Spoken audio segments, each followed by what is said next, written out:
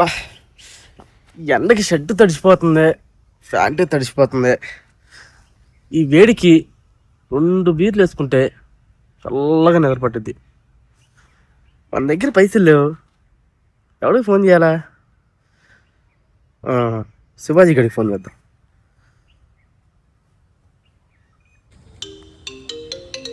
చెప్పు మామా.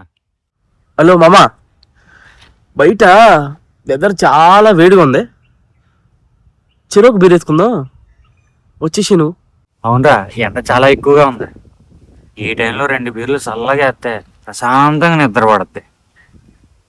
మామా, పైసలు మాత్రం నువ్వే సెట్ చేయాలి. డబ్బులు నాయా? ఎందుకు మామ బీర్లు? అసలే ఎండగా ఉంది. బీర్లు ఎక్కువైతే ఇంకా వేడి చేసేస్తుంది.